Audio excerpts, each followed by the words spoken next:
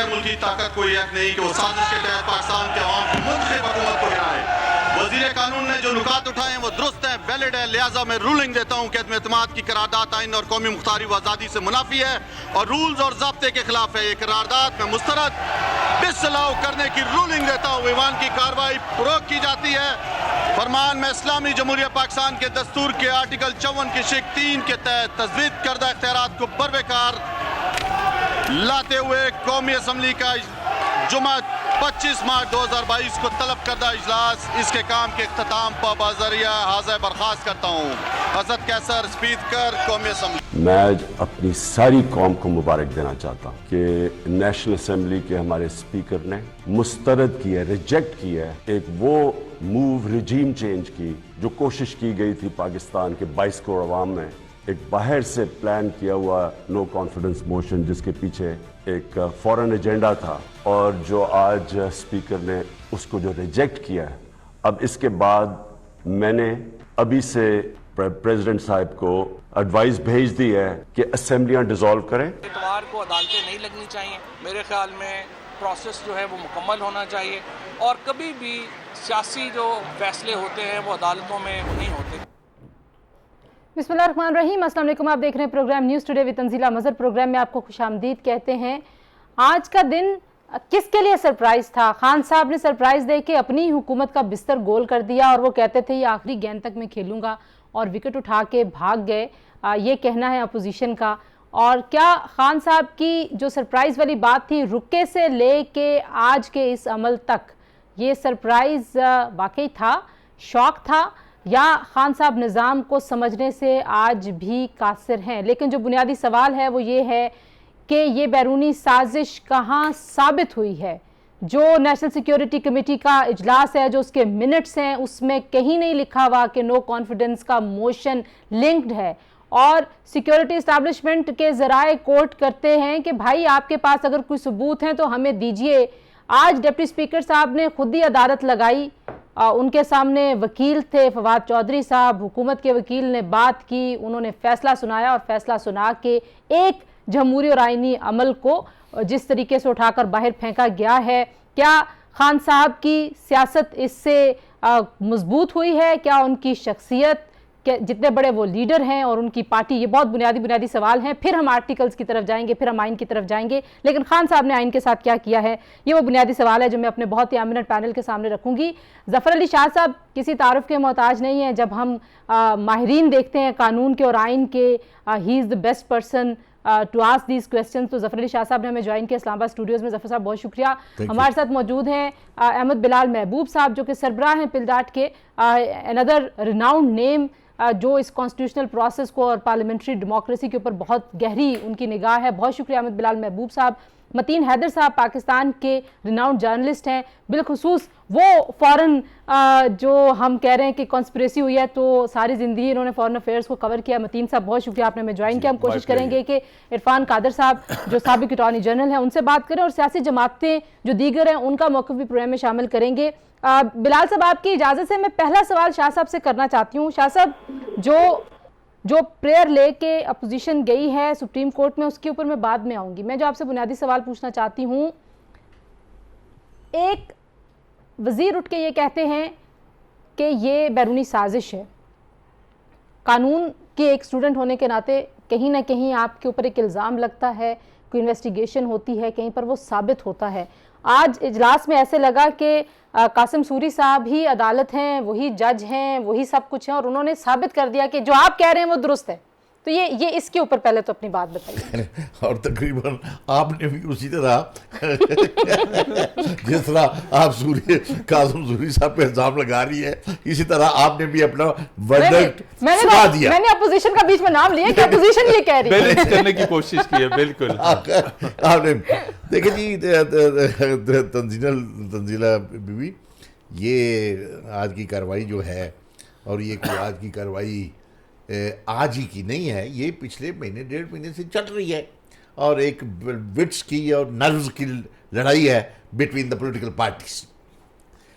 अब उसमें जो हिज़्ब इख्तलाफ है, जो सो कॉल्ड हिज़्ब इख्तलाफ है नेशनल असम्बली में या इस मुल्क में against the ruling party centre में, इमरान खान साहब की पार्टी पीटीआई के। अब उसमें एक पॉलिटिकल पार्टी नहीं, 1 2 3 4 11 12 पॉलिटिकल पार्टीज इकट्ठी हो गई हैं और इन्होंने वोट ऑफ नो कॉन्फिडेंस का नारा लगाया और लिखा और डस मार दी। हर पार्टी को अगर आप अलग अलग देखें तो एक पॉलिटिकल पार्टी भी वो रूलिंग पॉलिटिकल पार्टी की तादाद से जो अददी कहते हैं आप जिसको, उससे वो भारी नहीं है। दी लार्जेस्ट पार्टी जो है, सिंगल लार्जेस्ट, वो पीटीआई है। उसमें ये क्या क्वालिफाई करती है? ये क्वालिफाई ये करती है कि इसको उन बाकी जमातों से कोई भी एक जमात नहीं जो इसको मीट करती हो। लेकिन आइन में कहीं लिखा है कि सिर्फ एक जमात अदम एतमाद ला सकती है। कौन? आइन में कहीं लिखा है कि सिर्फ एक जमात जो रूलिंग पार्टी के बराबर की हो वो ला सकती है। मैं आपको पॉलिटिकल ये बता रहा हूँ ना आपको, तो बाकी लीगली भी बताता हूँ आपको। अब उसमें उन्होंने वोट ऑफ नो, अब आते हैं वो सरफ कि आपने कहा जी कि उन्होंने खुद ही वो कह दिया और खुद ही अदालत लगा दी और खुद ही। इमरान खान साहब लीडर ऑफ द हाउस और prime minister of Pakistan repeatedly, एक जगह नहीं, रिपीटेडली यहाँ वहाँ जलसे में उधर उधर उधर वो कह रहे हैं कि ये इंटरनेशनल मेरे खिलाफ इंट्रीग हुई है।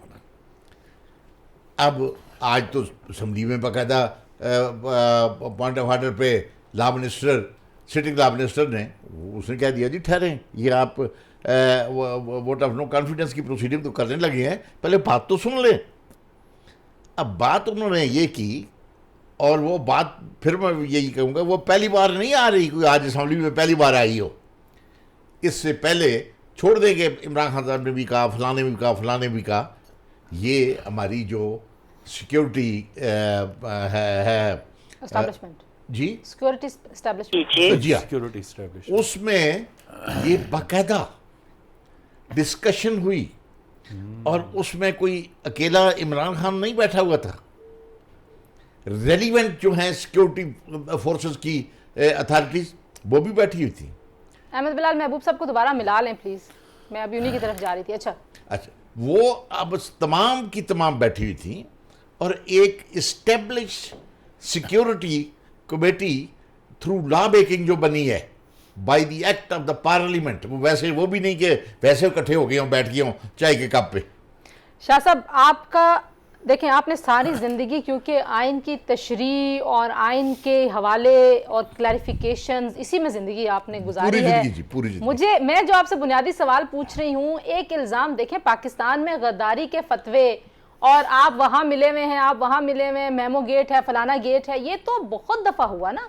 किसी फोरम पे इसको साबित नहीं करना था, ना वर्डिक्ट देना था। नहीं, साबित क्यों नहीं करना था? अब हो जाएगा। मेरा मतलब है कि एक तो पोजीशन पहले गलती कर बैठी है, अदम एतमाद आने के बाद आई ना साजिश भी, तो थैले से बाहर बाद में आई। नहीं आप समईन को बात सही बताएं जो रिकॉर्ड की है। रिकॉर्ड डिस्टार्ट नहीं होना चाहिए। जिसका इमरान खान साहब इल्जाम लगा रहे हैं या रूलिंग पार्टी या पीटीआई लगा रही है, वो ये कि 7 तारीख को एक मीटिंग होती है वाशिंगटन में, और उस मीटिंग में जिसमें हमारे एम्बेसडर भी, हमारे जो ओहदेदार हैं वो भी, और मुल्कों के भी वो भी बैठे हुए थे उस मीटिंग के हवाले से, और जिसमें ये कैटेगरिकली ये लिखा गया वो confidence against the prime minister of Pakistan. Shah साहब, वो एपीसी हुई थी अक्टूबर सितंबर में, ये तो सितंबर से फिर साजिश चल रही थी, आलमी साजिश, जहाँ पे ये मैरियट हमारे पड़ोस में, और वहाँ पे सारी जमातें बैठी थी। उन्होंने कहा था नो कॉन्फिडेंस भी एक ऑप्शन होगा, ये अलामिया है। कैसी बातें, ऑल पार्टीज, जो पीडीएम जब बना था शाह साहब, तो ये उनके एजेंडे के ऊपर था नो कॉन्फिडेंस। ये कैसी बात है? 8 माह पुरानी बात है। 8 माह पुरानी बात है ये। ठीक है, वो तो 8 महीने छोड़, अब इसमें लिखी हुई है 30 साल पहले की, 40 साल पहले का लिखा हुआ है वोट ऑफ नो कॉन्फिडेंस के बारे में। ठीक है, यही वहां पर बात हुई ना कि vote of no confidence prime minister Pakistan के खिलाफ मूव होने चला है। बिलाल साहब हैं हमारे साथ जी, बिलाल साहब को दोबारा प्लीज कॉल करें। मतीन साहब मैं जरा आपको ये आखिरी बात मतीन साहब को, यानी ये कहा गया वहाँ मीटिंग में, फॉरेन कंट्री में, एक दूसरी सॉवरेन कंट्री में और super power of the world के ये मूव हो रही है इसके खिलाफ, और उसमें उनका गुस्सा भी कि ये रूस क्यों गए फलां क्यों, भाई तो आप हमें लगते हैं कि 8 महीने पहले से अदम एतमाद की बात अपोजिशन कर रही थी। मैं तो यही पूछ रही हूँ, 8 महीने पहले तो खान साहब को खुद भी नहीं पता था उन्होंने रशिया जाना है जी। खान साहब को खुद भी 8 महीने पहले नहीं पता था उन्होंने रशिया जाना है। मैं वहाँ की बात कर रहा हूँ जिन्होंने इंटरवीन किया है, मतलब, और उन्होंने यहाँ की अपोजिशन से मिलके उस वकूए के बाद नेक्स्ट डे यहाँ पर मूव हो जाती है। मैं आपकी इजाजत से इसी के ऊपर जो आपसे जो मैं साथ सवाल भी कर लूं, जो नेशनल सिक्योरिटी कमेटी के मिनट्स जिनको कोट किया जा रहा है और कहा जा रहा है कि वहाँ पे ये डिस्कशन हुआ, तो डिस्कशन का मतलब ये है कि ये वैलिडेट हो गया कि कॉन्स्पिरेसी हुई है, लेकिन क्या नो कॉन्फिडेंस और वो कॉन्स्पिरेसी का लिंक भी वहाँ पे एस्टैब्लिश किया गया? नहीं जी, ये चीज़ नहीं, और ये वैलिडेट नहीं किया नेशनल सिक्योरिटी ने, ये बिल्कुल ऑन रिकॉर्ड है, डिस्कशन हुई है, वैलिडेशन जो है वो वहाँ पे नहीं हो सकी। तो जो ये दावा किया जा रहा है कि नेशनल सिक्योरिटी कमेटी में इसको वैलिडेशन करार दे दी गई, इन्होंने सिर्फ कंटेंट दिया।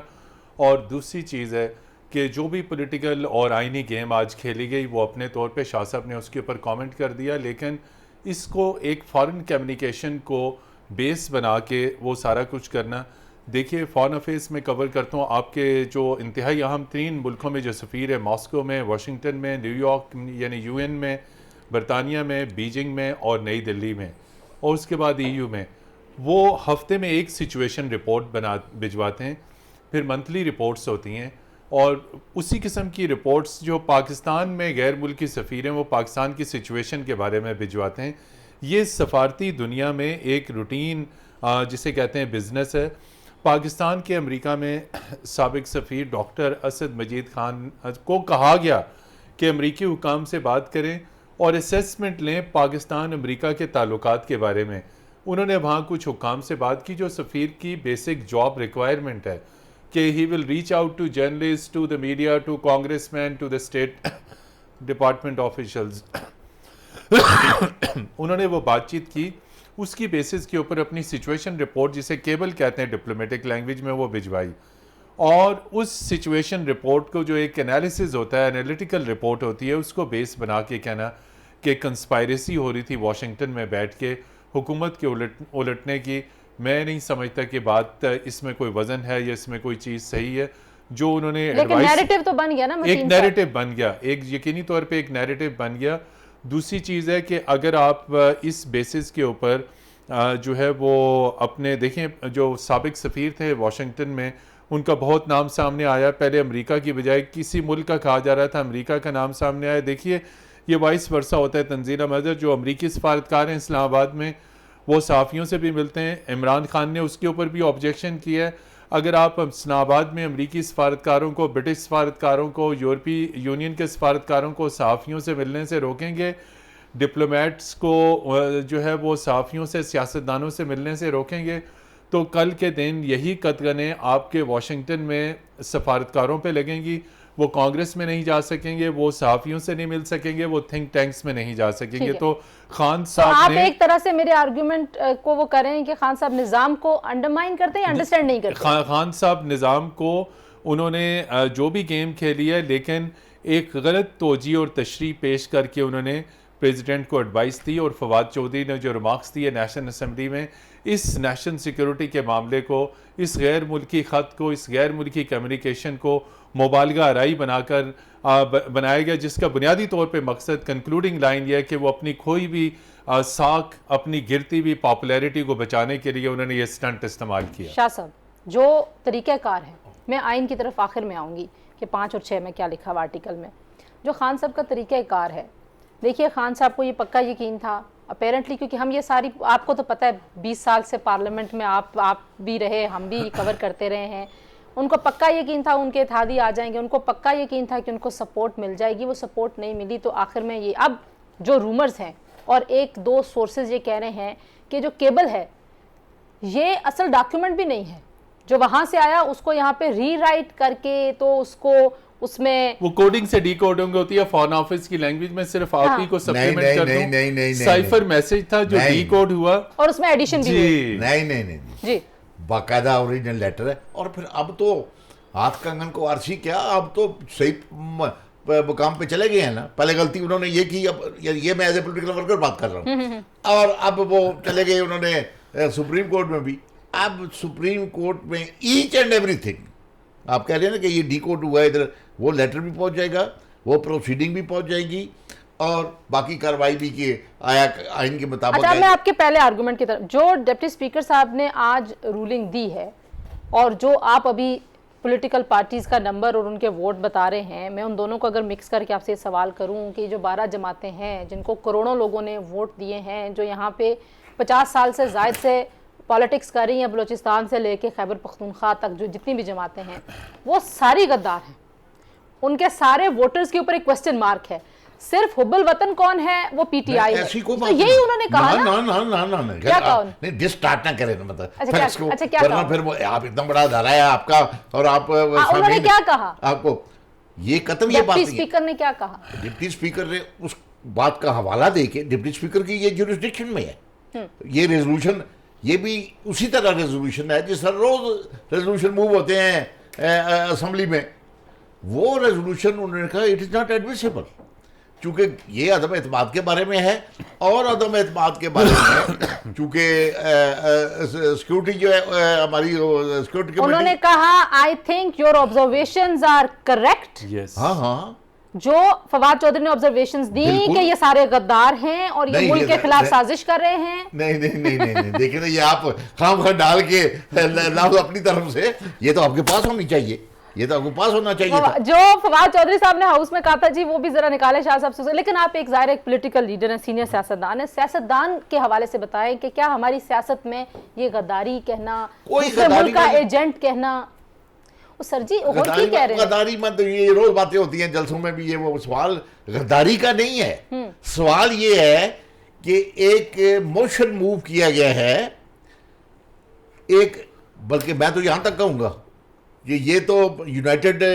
नेशन के चार्टर जो है उसके भी खिलाफ है। एक फॉरेन कंट्री को या एक जो सॉवरेन कंट्री है उसको क्या इख्तियार है, हमें क्या इख्तियार है? वो खान साहब को एक मुल्क ने कहा वो मातीर मोहम्मद के वो उस पे नहीं गए, केएल समिट मशहूर जमाना, मतलब खान साहब को किसी ने कहा वो गए नहीं, और वो नहीं है इंटरवेंशन, ये नहीं वो ये रोजाना रोज कहते हैं और आते हैं। नहीं शाह साहब, उसमें जो है एमबीएस की call I prime minister Imran Khan को, कहा गया कि आप केएल समिट में नहीं जाएंगे, और वो नहीं गए। तो ये फिर अच्छी बात नहीं हुई कि भाई अगर उन्होंने कहा था। सवाल ये नहीं है, सवाल किसी की कोई भी सॉवरेन कंट्री दूसरे सॉवरेन कंट्री के इंटरनल मामलात में वो मुदाखलत नहीं कर सकती। ठीक है, मैं जरा दोबारा मतीन साहब, ये बात है बड़ी सीधी सी। ठीक है मतीन साहब, जो देखें, जो फॉरेन जो डिप्लोमेसी की नॉर्म्स हैं, सफारती अक़दार जिसे कहते हैं, बिल्कुल ठीक है। हमने देखा कि हमारे फॉरेन मिनिस्टर ने 1-2 मुल्कों के खिलाफ ऐसे वो ब्लास्ट आउट कर गए इमोशनली, सऊदी अरब के खिलाफ, ठीक है। और ये इस टाइम में क्यों हुआ इतना ज्यादा? कोई लैक ऑफ कोऑर्डिनेशन है? क्योंकि खान साहब का जो कॉन्सेप्ट है फॉरेन पॉलिसी का, वो कोई और ब्लॉक बना रहे हैं, ही इज डूइंग कुछ और तरह की policy. I got your question, policy है बड़ी वाज़ेह तौर पे आपके पास आती है। मैं मतीन साहब से बिल्कुल, ये आपका बड़ा अहम सवाल है। देखिए कि जब से वाशिंगटन में बाइडेन एडमिनिस्ट्रेशन आई, उस वक्त से ताल्लुकात तनाव का शिकार चले आ रहे हैं। कमोबेश 1 बरस से ज़ायद का अरसा हो चुका है कि जब से बाइडेन एडमिनिस्ट्रेशन आई, कहा गया कि टेलीफोन कॉल आ रही है, नहीं आ रही। फिर उसके बाद से जब वज़ीर-ए-आज़म इमरान खान के ये मुसलसल ये स्टेटमेंट्स आए, एब्सोल्युटली नॉट, ड्रोन्स के ऊपर उन्हें अमेरिका को क्रिटिसाइज़ किया।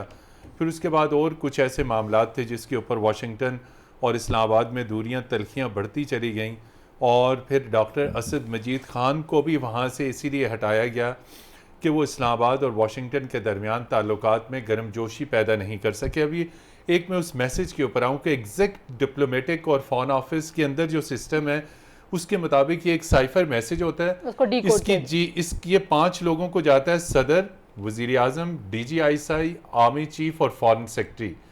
लेकिन मिलिट्री लीडरशिप को इस मैसेज से बेखबर रखा गया।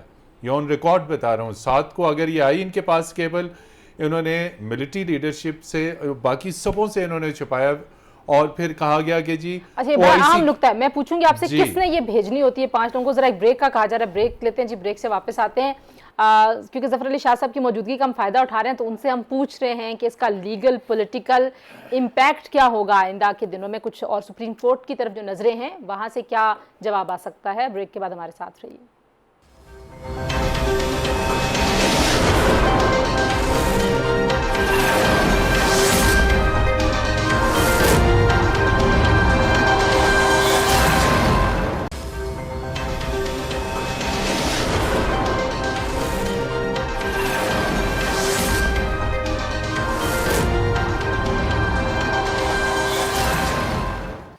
जी, प्रोग्राम एक बार फिर आपको खुशामदीद कहते हैं। शाह साहब, अब जरा आते हैं जो आइन के आर्टिकल मैंने हैं। केबल वाली बात मुकम्मल हाँ, करनी आप थी, कर लें। बिल्कुल। जी, जी। जी बिल्कुल, उसमें मैं ये बता रहा था कि ये जो मुख्तलिफ फॉरेन कंट्रीज से जो एम्बेसडर्स की केबल्स आती हैं जो उस मुल्क के बारे में या उस मुल्क के पाकिस्तान के ताल्लुकात के बारे में एक सिचुएशन रिपोर्ट होती है, अगर वो इंतहाई हसास नोयत की वो रिपोर्ट है, तज्जिया, तो उसे कोड करके भिजवाया जाता है। साइफर उसे सिस्टम कहते हैं, साइफर कम्युनिकेशन सिस्टम। उसमें कोडिंग में मैसेज आता है, फिर मैं आपसे डिकोड पूछना होता है। चाहती कि ये आर्मी चीफ और DGISI को भेजना किसने था? जी, फॉरेन ऑफिस ने भिजवाना और ये था। नहीं भेजा, आप ये ये कह नहीं रहे हैं। भिजवाया गया, चूँकि फॉरेन मिनिस्टर ने फौरी तौर पे वज़ीर आज़म को इत्तला करी, उन्होंने इस मैसेज को होल्ड किया। ये भी ऑफिशियल, और फिर इसको अफशा करना, चूँकि ये साइफर मैसेज है, जलसे में ऑफिशियल अफशा- सीक्रेट एक्ट की वायलेशन की गई है। अच्छा शाह साहब, जो आर्टिकल 5 और 6 की बात हो रही है, जो कुछ एक्सपर्ट्स को मैं आज सारा दिन सुनती रही, वो कहते हैं जी कि आपने 5A का पहला जो है सेक्शन वो तो पढ़ा है, लेकिन जो उसकी क्लॉज 2 है सब सेक्शन वो आपने नहीं पढ़ा। तो जो इन्होंने किया है वो भी आइन का इनहराफ है, और 6 तो उसके बाद आता है। तो आप इसको कैसे देखते हैं कि डिप्टी स्पीकर ने जो किया, क्योंकि अदम एतमाद के ऊपर जब अदम एतमाद पेश हो चुकी है, उसका फैसला नहीं हुआ, या आप समझते हैं कि मुस्तरद करना उसका फैसला था और असम्बलियाँ तहलील करने की एडवाइस कर सकते हैं प्राइम मिनिस्टर? वो सेकंड पोर्शन है ना, वो सेकंड पोर्शन है। असम्बलियाँ डिसॉल्व करने का इख्तियार जो है वो स्पीकर के पास नहीं है, ना डिप्टी स्पीकर या किसी के पास होता ना, वो उन्होंने वो सेकंड पोर्शन है, और वो राइट है as per constitution prime minister का। The only person who can dissolve the parliament या आर असम्बली, वो प्राइम मिनिस्टर है। नहीं, मैं इसको रिफ्रेज करती हूँ। आइन में ये लिखा है कि अगर आपके खिलाफ अदम एतमाद पेश हुई है, उस दौरानिए के बीच में आप एडवाइस नहीं कर सकते प्राइम मिनिस्टर ये साहब। ठीक है। तो ये जो मुस्तरद किया उन्होंने अपनी तरफ से निपटाया कि देयर इज नो कॉन्फिडेंस, अब वो मोशन खत्म हो गया, इसलिए इन्होंने एडवाइस यही है ना, ओके। वो एज पर लॉ है, कोई ऐसी बात नहीं। उस वक्त तक असम्बली का जहाँ पे वोट ऑफ नो कॉन्फिडेंस की प्रोसीडिंग चल रही है, वो उड़ गया, उड़ा दिया उन्होंने। उसके बाद वो प्राइम मिनिस्टर तो वो पहले भी था। क्या कोई प्रेसिडेंट है हमारी लीगल हिस्ट्री में कि नो कॉन्फिडेंस की? वैसे नो कॉन्फिडेंस ज़ाहिर एक ही दफ़ा हुआ है, होने की कोशिश ही थी वो भी, लेकिन इस तरह से उसको मुस्तरद किया जाए, है इख्तियार डिप्टी स्पीकर के पास कि वो मुस्तरद कर सकते हैं? ये है ही, फिर वही बात है कि ये भी कॉन्स्टिट्यूशन के मुताबिक है कि जो रूलिंग है उसकी वो चैलेंज नहीं की जा सकती। उसका प्रीरेगेटिव है कि कोई रेजोल्यूशन किसी को वो रद्द करे या उसको कैरी करे आगे। कोई मसलन कोई रेजोल्यूशन मूव कर देता है, कोई बेहुदा टाइप का जिसका ना कोई सिर है ना पैर है, वो वहीं उसको नहीं, ये सिर पर की, ये तो मेजॉरिटी की बात है। सामने नजर आ रहा था खान साहब के पास मेजॉरिटी नहीं रही, ठीक है, बेंचेस पे लोग बैठे हुए नजर, जिंदा इंसान नजर आ रहे थे। ना मेजॉरिटी इस तरह नहीं बनती ना कि आप एक फॉरेन सॉवरेन कंट्री से लेके सौदे और पैसे लेके आप वोट ऑफ नो कॉन्फिडेंस लेके आए। फिर मैं उसी नुक्ते पे आऊंगी, साबित कहूंगा, लेकिन इम्तियाज गुल साहब क्योंकि आगे फिर कनेक्टिविटी का मसला हो जाएगा। इम्तियाज गुल साहब, जो आज के इवेंट्स हैं, क्या किस तरीके से देखते हैं आप उनको? उसमें मेरी आवाज अभी आ रही है आपको? जी आ रही है। अच्छा, देखिए, सारा दिन बहुत बहस मुबाहिसा हो गया है, और हमें बुनियादी तौर पे ये चीज़ समझने की कोशिश करनी चाहिए कि हुकूमत ने अपना तमाम तर केस लिंक किया है उस केबल के साथ जो कि वाशिंगटन से आई है, ठीक है।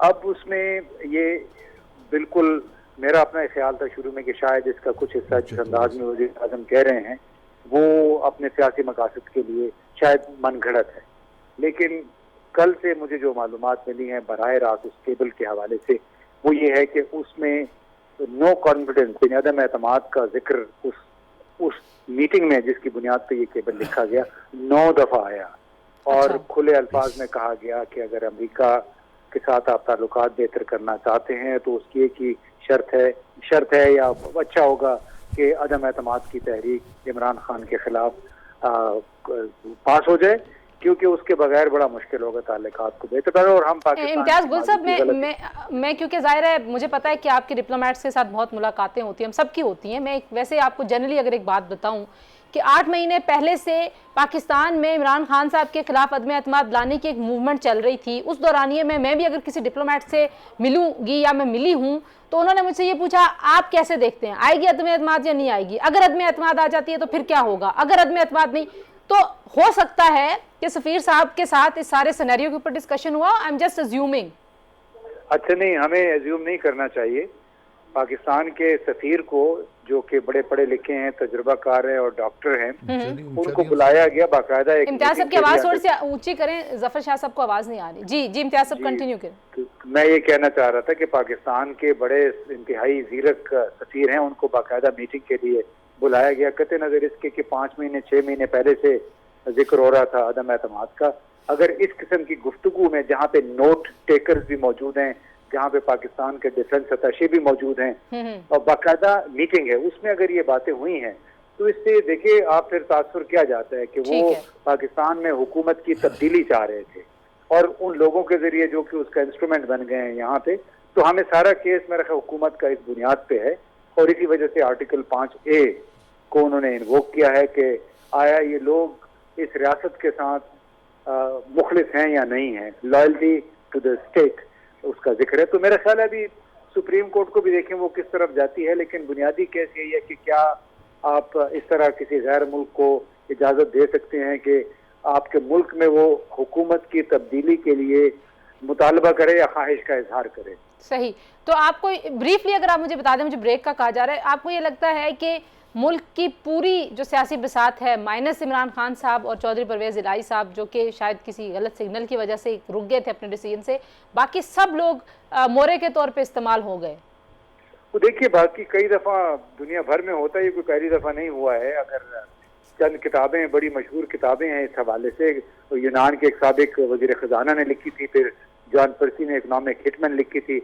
उसमें जब से ये वाक़या शुरू हुआ है 8 मार्च से, तो मुझे लग रहा है कि मैं वो किताब पढ़ रहा हूँ जिस अंदाज में ये वाक़यात हुए हैं। अच्छा ठीक है, ब्रेक। अच्छा मैं ब्रेक ले लूँ, इम्तियाज साहब आप हमारे साथ रहिए, मैं वापस आती हूँ जी। और मैंने मुल्क में जो इस वक्त निज़ाम है, उस निज़ाम की तशरीह भी मैंने शाह साहब से पूछनी है आम लोगों की मालूमात के लिए कि इस वक्त पाकिस्तान में क्या कोई आईनी बहरान है, यानी ब्रेक के बाद हमारे साथ रहिए।